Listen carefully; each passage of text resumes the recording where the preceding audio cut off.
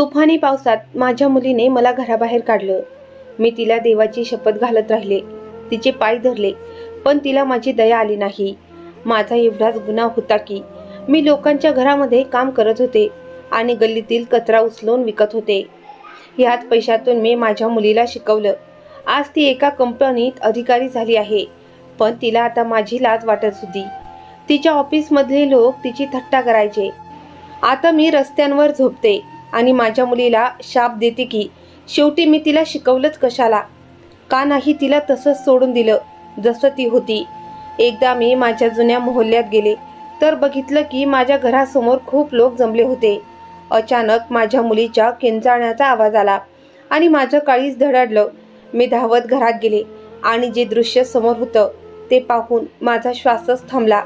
कारण माझी धाकटी मुलगी ओरडत होती, आई जेवण दे, खूप भूक लागली आहे. तिला भूक अजिबात सहन होत नव्हती. ती कित्येक वेळ ओरडत होती. माझ्या डोळ्यात असहाय्यतेचे अश्रू आले. मी तिला शांत करत म्हणाले, बरं आणते जेवण. तर ती ओरडली, आई तू खूप वेळेपासून हेच सांगतेस, आता तरी जेवण दे. तिचं बोलणं ऐकून मी हताशपणे उठले आणि घराबाहेर निघाले. मनात आलं की एखाद्या नाल्यात उडी मारून जीव देऊन टाकावा किंवा एखाद्या गाडीखाली येऊन मरावं. पण मग विचार येत होता, माझ्यानंतर माझ्या मुलांचं काय होईल. ह्याच विचाराने मी धीर धरत राहिले. चालता चालता मी घरापासून खूप दूर गेले, पण शेवटी घरी तर परतावंच लागणार होतं. माझी तीव्र इच्छा होती की काहीतरी करून मुलांसाठी जेवण मिळवावं. तेवढ्यात माझ्या नजरेस एक ठिकाण पडलं, जिथे कुणीतरी जमिनीवर कागदावर भात ठेवला होता. कदाचित तो भात खराब झाला असेल किंवा त्यांना गरजेपेक्षा जास्त झाला होता. मी पटकन धावत गेले आणि भाताचा वास घेऊन पाहिला. भात इतका खराब नव्हता की खाता येणार नाही. मी पटकन भात आणि कागद उचलला आणि माझ्या ओढणीमध्ये लपवून घराकडे निघाले. देवाचे आभार मानले की आज माझी मुलं उपाशी झोपणार नाहीत. ह्या विचाराने मी आनंदी झाले आणि लवकर लवकर घराकडे जाऊ लागले. माझं नाव अवंतिका आहे. मी एक अनाथ आहे. माझ्या जन्माच्या लगेचच वडिलांचं निधन झालं होतं. आईने खूप हाल अपेष्टा सहन करत मला वाढवलं. मी माझ्या आईवडिलांची एकुलती एक मुलगी होते. आईसाठी एकटीने मुलगी वाढवणं खूप कठीण होतं, जेव्हा कुणी साक्ष देणारा नव्हता. वडिलांचे भाऊ सुरुवातीला थोडी मदत करत होते, पण नंतर त्यांनी आईला घराबाहेर काढलं. आईच्या भावांचंही तसंच होतं. त्यांनी आई आणि मला त्यांच्या घरी घेतलं, पण त्यांच्या बायका जे म्हणतील त्यांचं त्यांना ऐकावंच लागायचं. आईच्या भावजया खूपच तिखट स्वभावाच्या आणि बऱ्याच अंशी उद्धट स्वभावाच्या होत्या. मी तेव्हा लहान होते, त्यामुळे फारसं काही आठवत नाही, पण आई नेहमीच आपला वाईट काळ आठवत असत. तिने जे जे अन्याय सहन केले ते सगळं तिच्या आठवणीत कोरलेलं होतं. आई तिच्या मृत्यूपर्यंत ते अत्याचार विसरू शकली नाही, पण तिला आपल्या भावजयांचा शेवट पाहता आला नाही. मी तो शेवट पाहिला होता, जो आईच्या शेवटापेक्षा वेगळा नव्हता. त्या सुद्धा दारिद्र्यातच देवाशी एकरूप झाल्या. कोणाला त्यांच्या मुलांनी घराबाहेर काढलं तर कोणाचं त्यांच्या सुनाशी पटलं नाही. आईला तिच्या भावजयांचा शेवट दिसला नाही, म्हणून मी आईच्या समाधीवर जाऊन तिला हे सगळं सांगून आले. आईने आपल्या भावजयांचा वाईट वागणूक आणि भावांची बेपर्वाही यामुळे घर सोडायचा निर्णय घेतला. तेव्हा कुणीही तिला थांबवलं नाही. आईने इतरांच्या घरात काम करून कसंबसं जीवन जगायला सुरुवात केली. आई इतकी मेहनत करत असे की आम्हाला दिवसातून 2 वेळा जेवायला मिळे. मी आईच्या जिवंतपणे तिचे कष्टाचं जीवन पाहिलं, पण तिच्या जाण्यानंतर माझ्या परिस्थितीत थोडासा बदल झाला. आई एका वेळच्या जेवणासाठी खूप कष्ट करत असे, जेणेकरून आम्ही जेवू शकू. तिला मला वाढवणं आणि जीवन जगणं किती कठीण होतं हे मी अनुभवलेलं आहे. पण तिच्या मृत्यूनंतर जीवनात थोड्या अडचणी आल्या. जेवणाची चिंता पडायला लागली, कारण मी एकटीच राहिले होते. सगळे नातेवाईक माझी जबाबदारी एकमेकांवर टाकू लागले. आईचे काका जेव्हा मला रडताना पाहिलं तेव्हा त्यांना माझी कीव आली आणि त्यांनी मला त्यांच्यासोबत दुसऱ्या शहरात नेलं. माझ्या जवळच्या नातेवाईकांपैकी कुणीही याला विरोध केला नाही. उलट ते खुशच होते की ते माझ्या जबाबदारीतून सुटले. माझ्यात एवढी ताकद कुठे होती की त्यांना थांबवू शकले असते. कुणीही मला साथ देण्यासाठी तयार नव्हतं. त्यामुळे मी शांतपणे आईंच्या काकांसोबत निघाले. त्यांची परिस्थिती बऱ्यापैकी ठीक होती. ते फार श्रीमंत नव्हते, पण बरी कमाई करत आणि आपल्या मुलांचा खर्च नीट चालवत होते. काका मनाने आणि विचारांनी चांगले होते, पण त्यांच्या पत्नीचं मन खूप छोटं होतं. आईच्या मृत्यूनंतर जेव्हा मी त्यांच्या घरी पोहोचले तेव्हा त्यांची पत्नी आणि मुलांनी मला आश्चर्याने पाहिलं. ही कोणती समस्याच ओढून आणलीस, हे त्यांच्या पत्नीच्या तोंडून निघणारे पहिले शब्द होते. मी आईसोबत जे काही हाल पाहिले होते त्यानंतर माझ्यात काही बोलायची ताकदच उरली नव्हती. मला तर काकांना धन्यवाद द्यावेसे वाटत होते की त्यांनी मला इथे आणले. मी त्यांच्या पत्नीसमोर बोलूही शकत नव्हते. त्यांच्या पत्नीला काही दिवसात समजून आलं होतं की मी बेसहारा आहे आणि ती माझ्याशी हवं तसं वागू शकते. तसंही माझ्या मागे असं कोणी नव्हतं की जो माझ्या बाजूने बोलेल. म्हणूनच काकूने संयम आणि समाधानाचं नाटक करत घरातलं सगळं काम माझ्यावर टाकलं. आता एकदा का मी त्यांच्या घरी आले आणि माझ्या संगोपनाची जबाबदारी त्यांच्या खांद्यावर आली होती, तर त्यांनी माझा पूर्ण फायदा का नाही घ्यायचा. काकूंना एक फुकटची नोकर मिळाली होती. त्यांनी घरात काम करणाऱ्या मोलकरणीला काढून टाकलं आणि लहान मुलाची देखभाल, कपडे धुणं, इस्त्री करणं, भांडी आणि जेवण बनवण्यापर्यंत सगळ्या जबाबदाऱ्या माझ्यावर टाकल्या. मला एवढ्या साऱ्या लोकांची काम करण्याची सवय नव्हती, कारण आमच्या घरी फक्त मी आणि आईच राहायचो. तसं आमच्याकडे इतकी साधनं नव्हती की रोज नवं जेवण शिजवावं. आई लोकांकडून मागून शिजवलेलं जेवण घेऊन यायची आणि आम्ही आई मुलगी ते खायचो. कधी कधी लोक स्वतःहून उरलेलं अन्न आम्हाला देऊन जायचे. आई इतरांच्या घरी काम करायची, पण ती आजारी आणि अशक्त होती, त्यामुळे तिला फारसं काम मिळायचं नाही. लोक तिला लवकरच कामावरून काढून टाकायचे आणि तिच्या कामात त्रुटी काढायचे. मी लहान होते, त्यामुळे आई मला सोबत कामावर नेत नव्हती. जेव्हा मी थोडी मोठी झाले तेव्हा आईने मला कामावर सोबत घेणं नाकारलं. तू इतकी गोड गोरी गोमटी आहेस, तू वाटत नाहीस की तू लोकांच्या घरी काम करशील. तू तर मोठमोठ्या घरांमध्ये राज्य करण्यासाठी जन्मली आहेस. मी तुला लोकांच्या घरी काम करायला कशी नेऊ. मी आईकडे तक्रार करायची की आपली परिस्थिती इतकी वाईट आहे.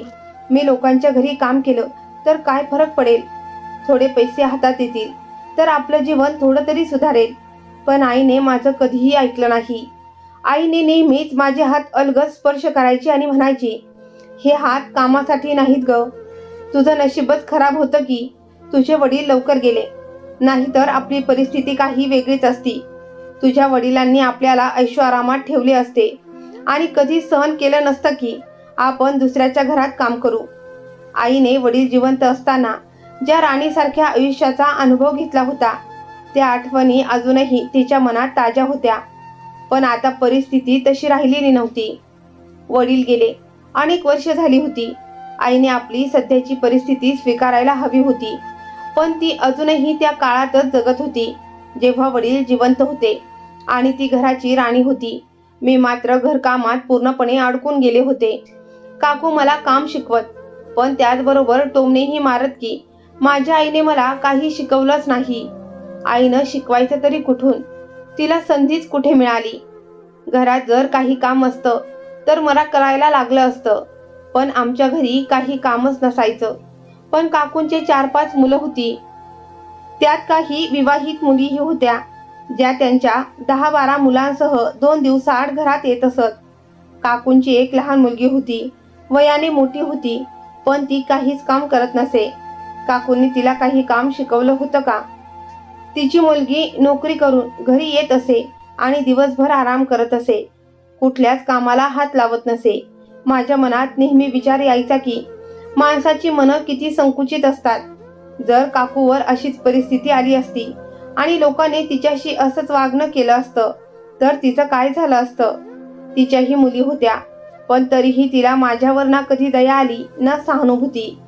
ती आपला राग माझ्यावर काढायची, मला टोमणे मारायची आणि घरातलं सगळं काम माझ्याकडून करून घ्यायची.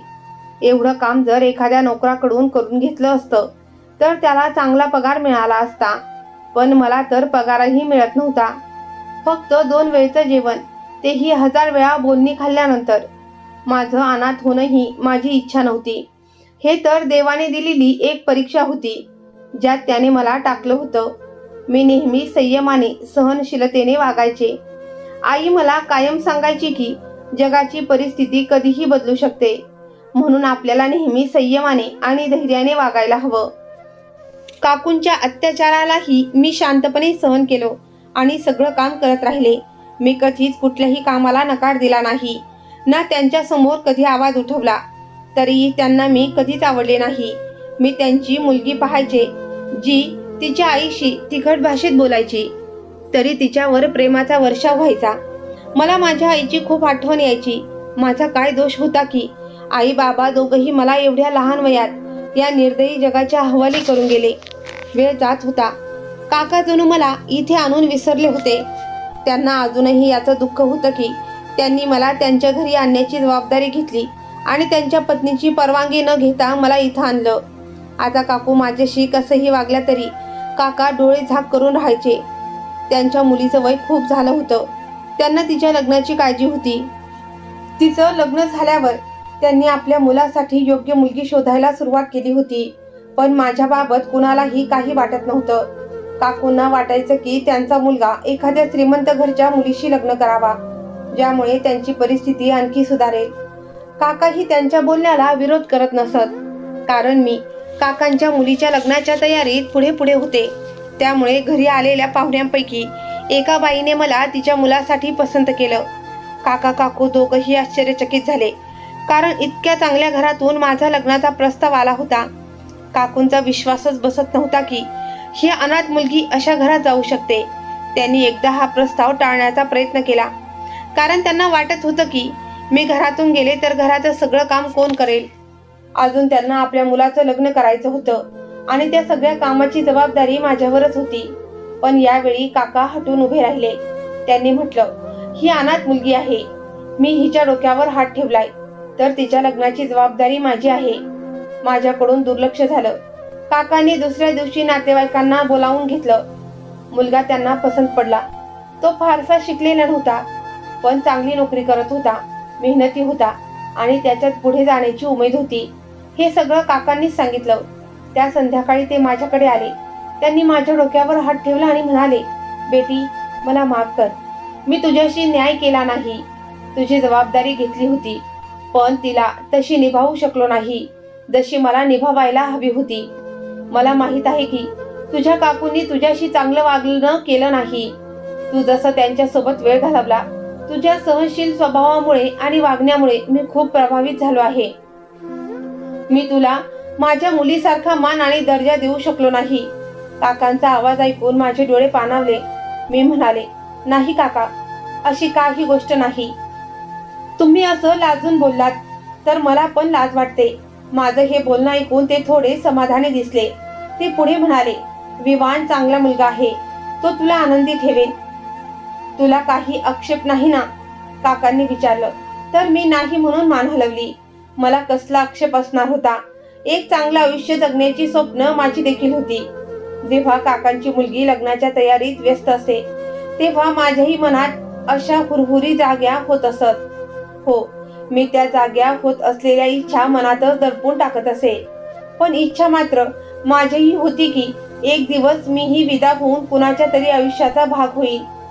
कोणीतरी असा असावा जो मला इतकं प्रेम करेल की मला आजूबाजूच्या लोकांच्या वाईट वागणुकीची पर्वा वाटणार नाही.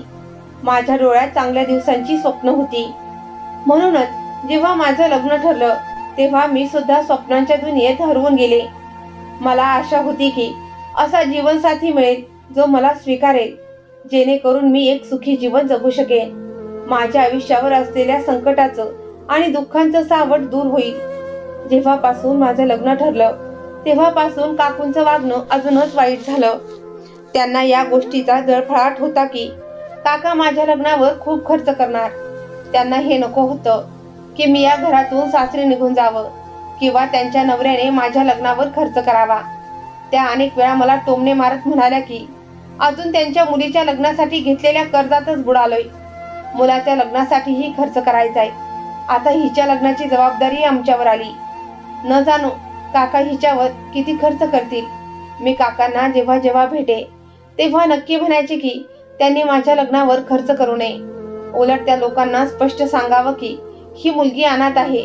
जर त्यांनी तिला तशी स्वीकारायचं असेल तर ठीक, नाही तर त्यांच्या मर्जीप्रमाणे. पण काका नेहमीच माझं बोलणं ऐकून माझ्या डोक्यावर हात ठेवत आणि म्हणत, नको ग मुली, असं काही बोलू नकोस. जे तुझ्या नशिबात आहे ते तुला मिळेल. मी तर फक्त एक माध्यम आहे. देणारा तर देव आहे. मी कोण आहे कुणाला काही देणारा किंवा थांबवणारा? तू अशा गोष्टी बोलू नकोस. मी तुझी जबाबदारी घेतली आहे, ती फक्त बोलण्यासाठी नाही तर तुला माझी मुलगी मानली आहे. मी पूर्ण प्रयत्न करीन की तुझं लग्न अगदी माझ्या मुलासारखं धूमधडाक्यात व्हावं. तू सुद्धा शेवटी माझीच मुलगी आहेस. काकांचे हे शब्द आणि प्रेमळ बोलणं माझ्यासाठी खूप मोठं होतं. माझं मन भरून येई तेव्हा मी काकांकडून चेहरा लपवून उठून जात असे. काकांनी कसं बसं माझं लग्न लावून दिलं आणि मी विवांच्या आयुष्यात आली. लग्नानंतरही मला माझ्या नशिबाची खूप भीती वाटायची की काहीतरी वाईट होईल, सगळं काही नशीब माझ्याकडून हिसकावून घेईल. पण तसं काही झालं नाही. मी विवांसोबत सुखी आयुष्य जगू लागले. विवान खूप चांगले पती ठरले. ते माझी खूप काळजी घेत. मी खूप आनंदी होते. पैशाची फारशी अडचण नव्हती. मला साधं जेवण करून जगण्याची सवय होती. त्यामुळे विवांचं छोटंसं उत्पन्नही मला खूप वाटायचं. आमच्या घरी माझ्या सासू राहायच्या. विवान त्यांचा एकुलता एक मुलगा होता. मी प्रेम आणि मायाच्या ओढीने कायमच तहानलेले होते. जेव्हा मला सासूचं प्रेम मिळालं तेव्हा मी त्यांना माझ्या आईसारखं मानायला लागले. मी त्यांची सेवा करत असे आणि त्यांना आनंदी ठेवण्यासाठी सर्वतोपरी प्रयत्न करत असे. त्यामुळे माझे पतीही माझ्यावर प्रसन्न होते, कारण मी त्यांच्या आईची सेवा करत असे.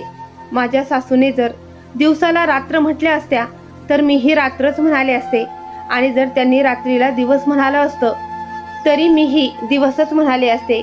मी कधीही त्यांच्या इच्छेला नकार दिला नाही. घरात त्यांचाच निर्णय अंतिम असायचा. त्या जे म्हणायच्या तेच मी बनवायचे आणि त्यांचं प्रत्येक म्हणणं मी मान्य करत असे. त्यामुळे आमच्या घराचं वातावरण खूप सुखद होतं.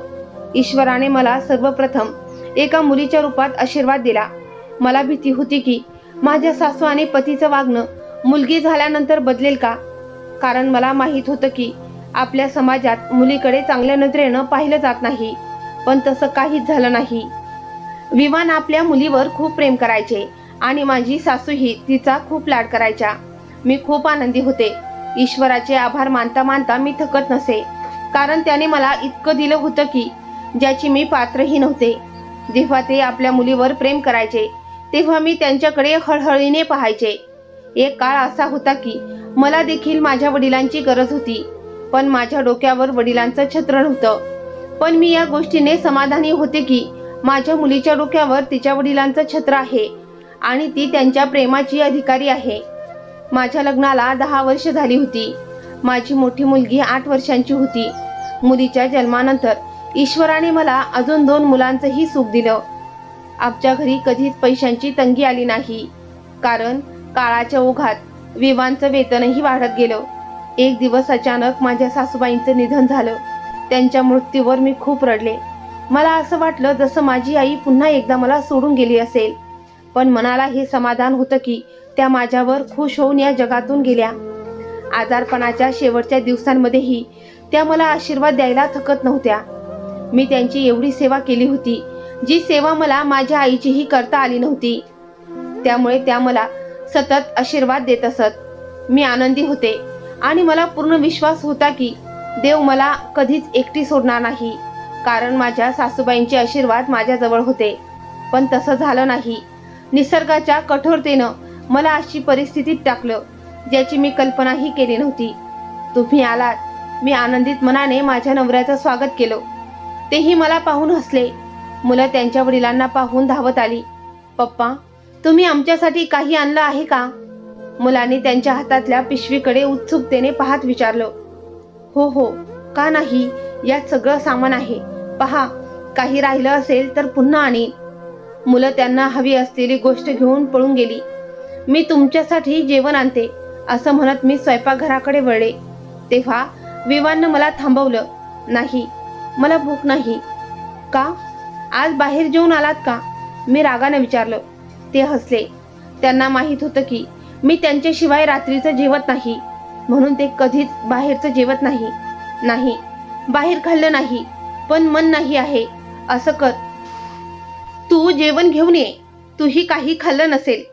त्यांचं ऐकून मी आनंदाने जेवण घेण्यासाठी गेले. मी जेवण गरम करून आणलं. तेव्हा पाहिलं ते छाती धरून बसले होते. त्यांच्या चेहऱ्यावर वेदनेचे चिन्ह होतं.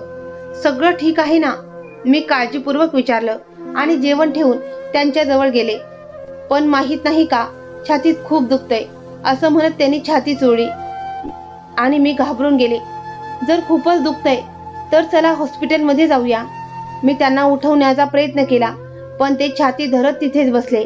दुःखाच्या तीव्रतेने जेव्हा ते बेशुद्ध झाले तेव्हा मी घाबरून बाहेर पळाले आणि मोहल्ल्यात राहणाऱ्या त्यांच्या मित्र अजयला बोलावून आणलं. वहिनी, याची तब्येत खूप खराब आहे, मी ॲम्ब्युलन्सला फोन करतो. पण माहीत नाही ॲम्ब्युलन्स कधी येईल. आपणच त्यांना घेऊन जाऊ. माझं काळीज थरथरत होतं. मी मुलांना अजयच्या बायकोकडे सोपवलं आणि त्यांना रिक्षात घालून हॉस्पिटलमध्ये घेऊन गेले. त्यांची तब्येत सतत बिघडत होती. माझ्याकडे फक्त प्रार्थनाच होत्या. ते आमचं एकमेव आश्रयस्थान होतं. मी आता एकटी नव्हते. माझ्यावर 3 मुलांची जबाबदारी होती. हे बाप्पा, कृपा कर, माझ्या नवऱ्याला नवं जीवन द्या. आईच्या मृत्यूपूर्वीही मी अशाच प्रकारे रडून रडून प्रार्थना केली होती, पण आई वाचली नव्हती. अजय काही वेळातच परत आला आणि मला दुःखद बातमी सांगितली. मी सुन्न होऊन त्याच्याकडे पाहू लागले. त्याचेही डोळे पाणावले होते.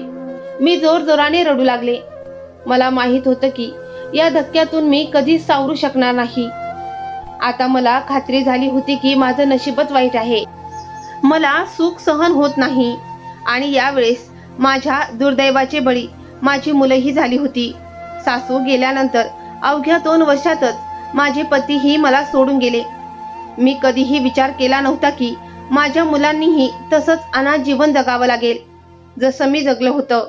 ज्या परिस्थितीची मला भीती होती त्या समोर येऊन उभ्या राहिल्या होत्या. विवांसोबत माझ्या आयुष्यात सुख आणि शांतता आली होती, पण ती सुख फार काळ टिकली नाहीत. मला आधी जाणवत होतं की माझ्या आयुष्यातील सगळं काही एका झटक्यात हिरावून घेतलं जाणार आहे. विवांच्या मृत्यूनंतर घर चालवणं किती कठीण होईल याची जाणीव काही दिवसातच झाली. घराचे अनेक खर्च होते. शिवाय माझ्या मुलांना चांगल्या खाण्यापिण्याची सवय लागली होती, कारण त्यांच्या वडिलांनी त्यांना नेहमीच सर्व सुखसुविधा दिल्या होत्या. ते जे काही मागत ते माझे पती त्यांच्यासाठी आणत असत.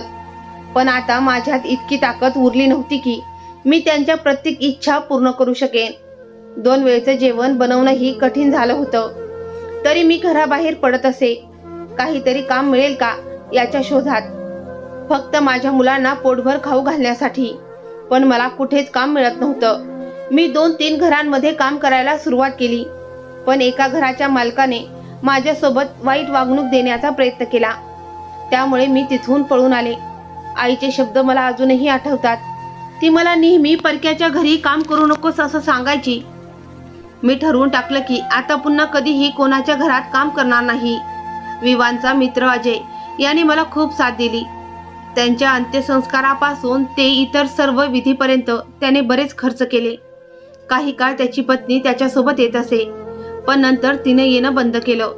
अजय मुलांसाठी फळं वगैरे घेऊन यायचा, त्यामुळे मुलं खूप आनंदी होत.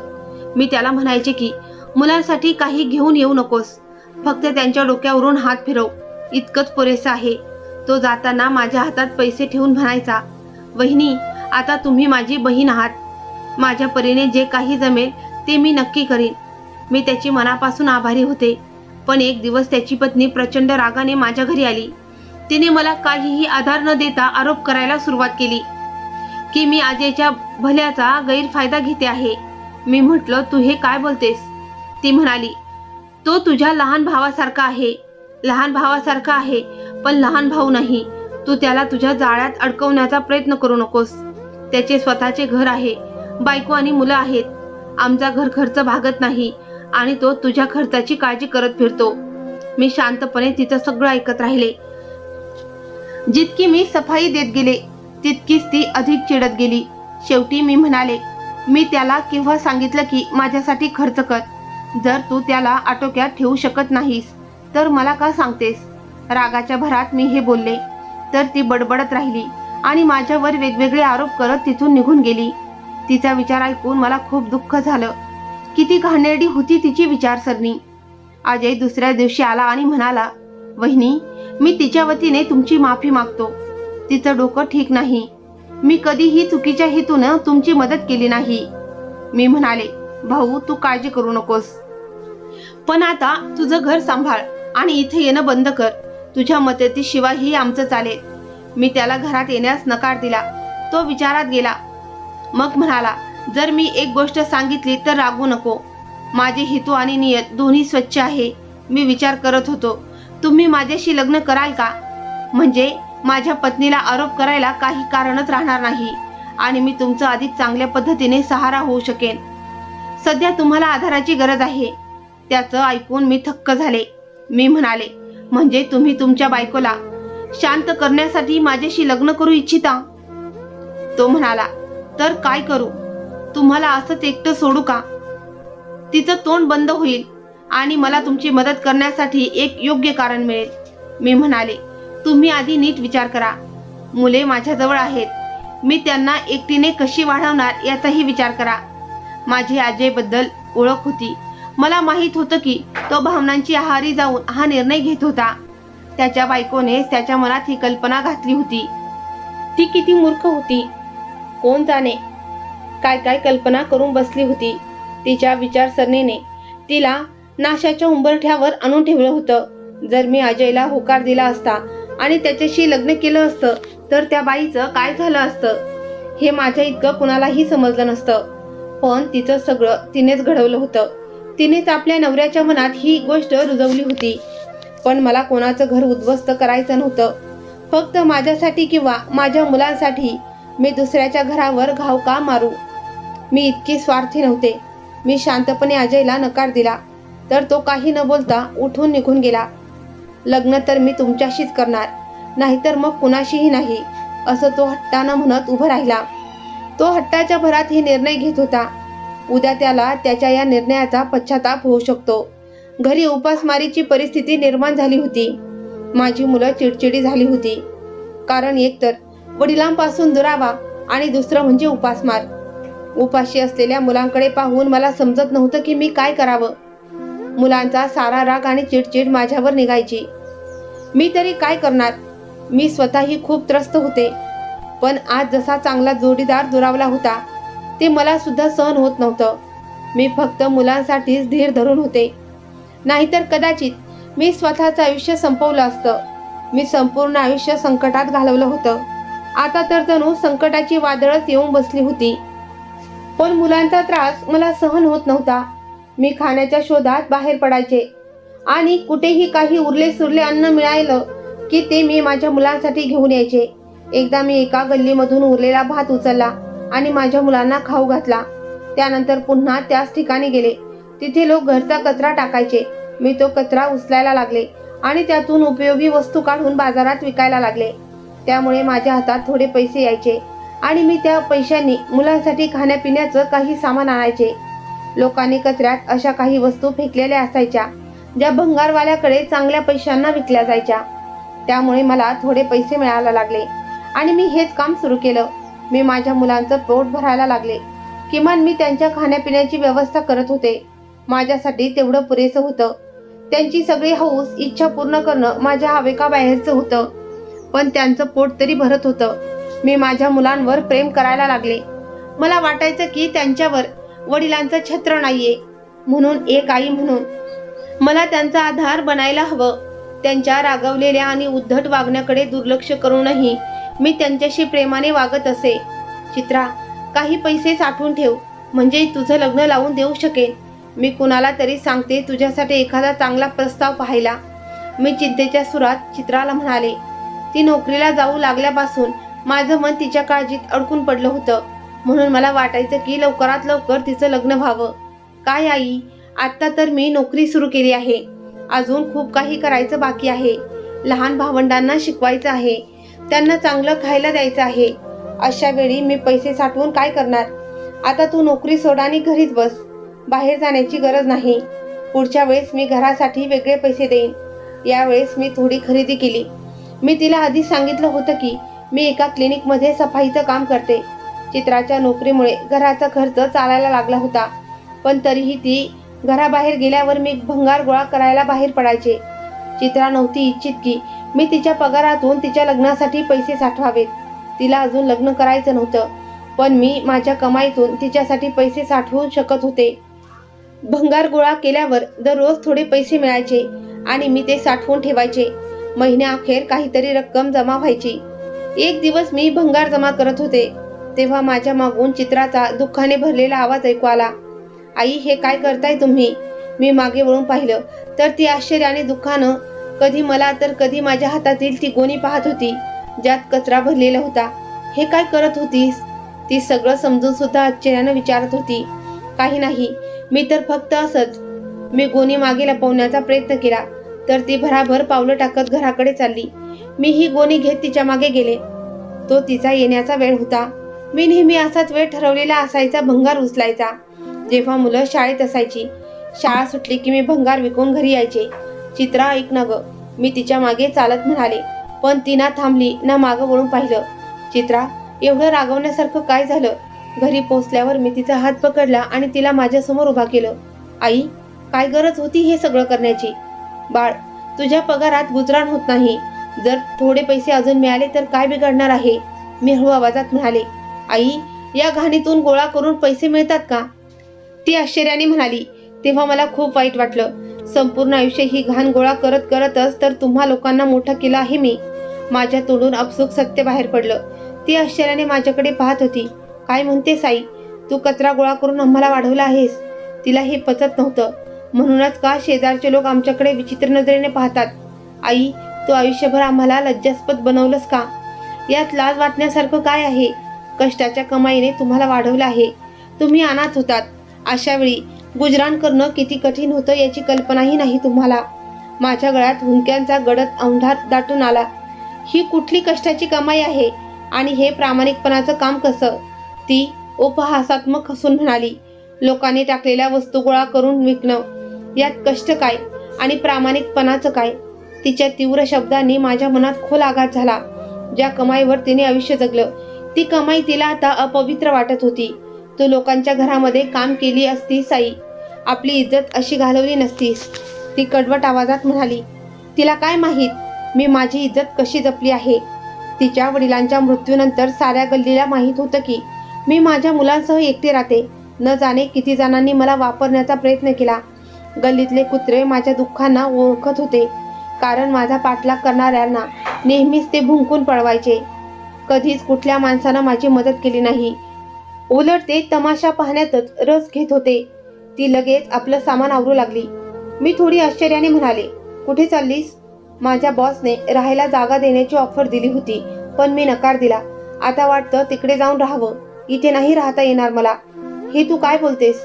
असं कोणीही आपलं घर सोडतं का? आणि पुन्हा माहीत नाही त्याची नियत कशी आहे कशी नसेल. कुठे त्याने तुला काही नुकसान पोहोचू नये. मी चिंतेने म्हणाल. नाही आई, आता मला इथे राहायचं नाही. मी हे सहन करू शकत नाही की माझी आई कचरा वेचते. जर माझ्या एखाद्या मैत्रिणीनं पाहिलं तर माझी काय इज्जत राहील? आणि तू तर थांबणार नाहीस. शेवटी तू ही तुझ्या इतक्या वर्षाची सवय आहे. ती मला दुःखावर दुःख देत होती. खूप प्रयत्न करूनही ती समजावून घ्यायला तयार नव्हती. तुम्ही या घरात राहा, मीच निघून जाते, तिने म्हटलं.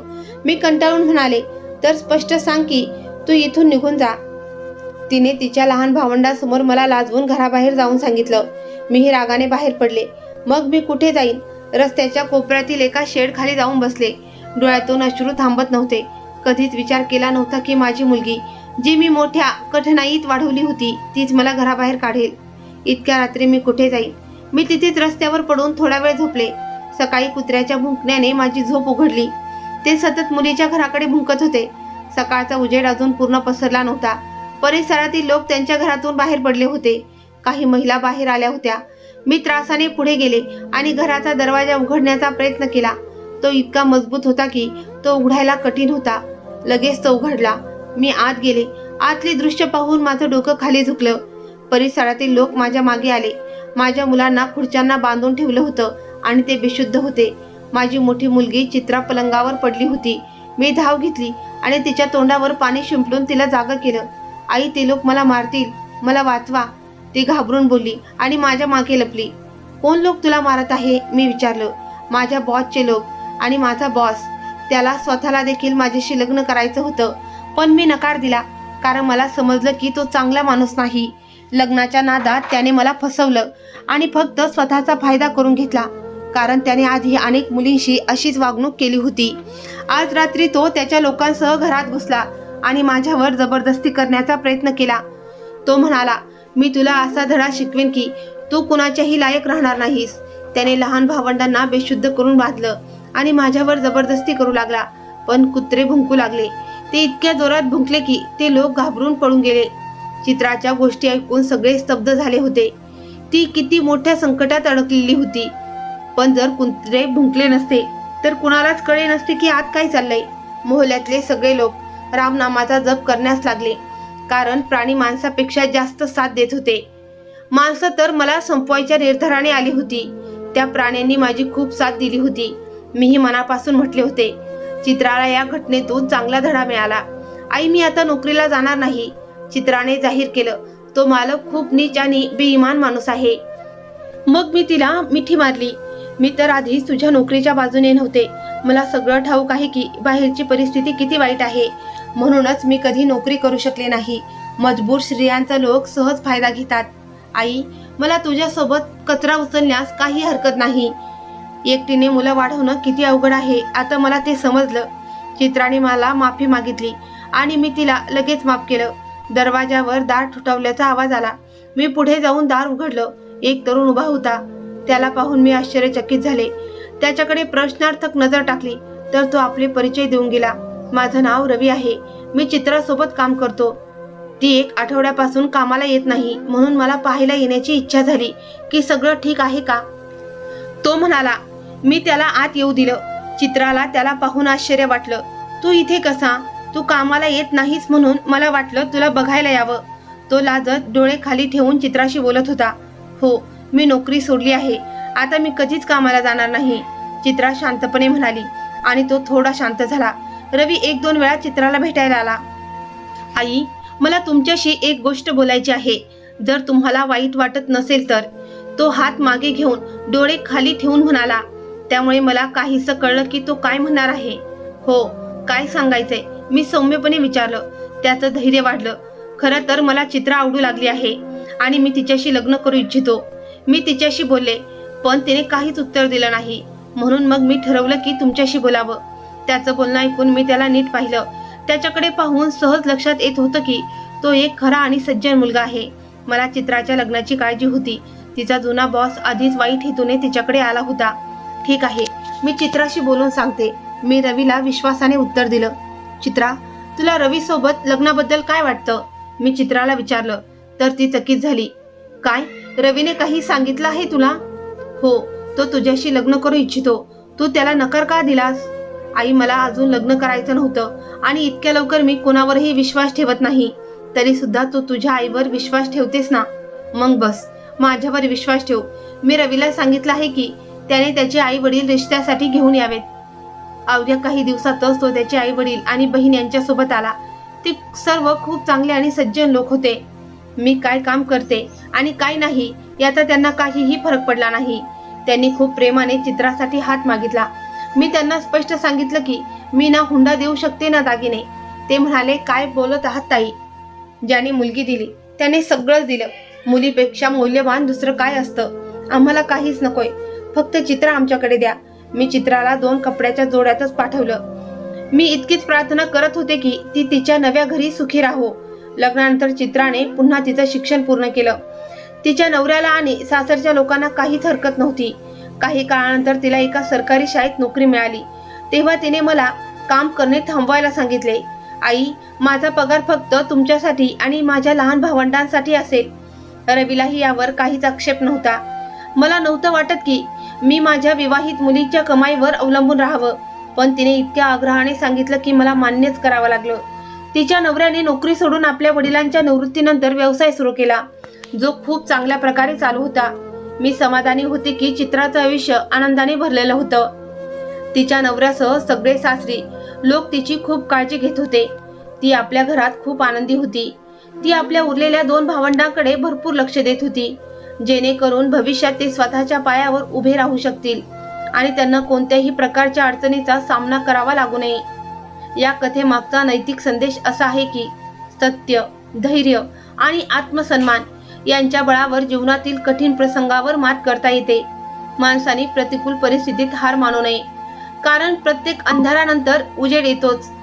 तसंच ही गोष्ट आपल्याला हेही शिकवते की स्त्रियांना आत्मनिर्भर होण्याच्या दिशेने पुढे जायला हवं आणि आयुष्यातल्या अडचणींना घाबरून न जाता त्यांना खंबीरपणे सामोरं जावं. शिक्षण आणि आत्मनिर्भरता हीच स्त्रीची खरी ताकद आहे.